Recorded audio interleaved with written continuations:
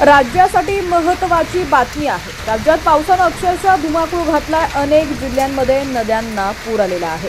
अतिमुसळधार पाऊस आणि पुरामुळे आज अनेक जिल्ह्यातील शाळांना सुट्टीही जाहीर करण्यात आली आहे। पुणे शहरातील सर्व शाळांना आणि जिल्ह्यातील अतिवृष्टी होत असलेल्या तालुक्यातील शाळांना आज सुट्टी जाहीर करण्यात आलेली आहे। दरम्यान मुंबई पुण्यासह 9 जिल्ह्यांवरती मोठं संकट कोसळणार आहे। अतिमुसळधार पावसाचा रेड अलर्ट जारी करण्यात आलेला आहे।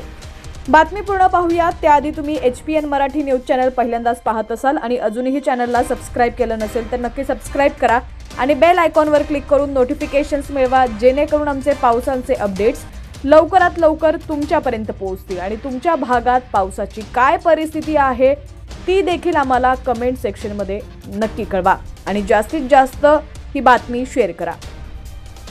तर आजही पुण्यात अतिमुसळधार पावसाचा इशारा देण्यात आलाय। पुण्यातील घाट माथ्यावरील भागात अतिमुसळधारेचा तर इतर भागांमध्ये मुसळधार ते मध्यम पावसाचा अंदाज वर्तवण्यात आला असून ऑरेंज अलर्ट देण्यात आलेला आहे। काही जिल्ह्यांमध्ये आज पावसाचा रेड अलर्टही देण्यात आलाय। यात रायगड, रत्नागिरी आणि सातारा या जिल्ह्यांचा समावेश आहे। रायगड आणि रत्नागिरी जिल्ह्यांमधील काही भागात तर साताऱ्यातील घाट परिसरात अतिमुसळधार पावसाचा इशारा हवामान विभागाने दिला असून रेड अलर्ट जारी करण्यात आलाय।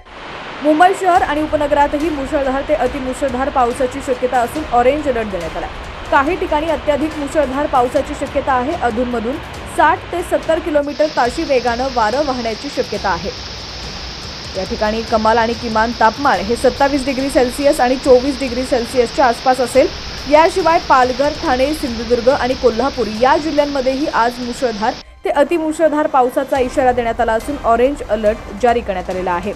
मध्य महाराष्ट्र आणि मराठवाड्यातील जिल्ह्यांमध्ये तुरळक ठिकाणी मुसळधार पाऊस पडण्याची शक्यता आहे।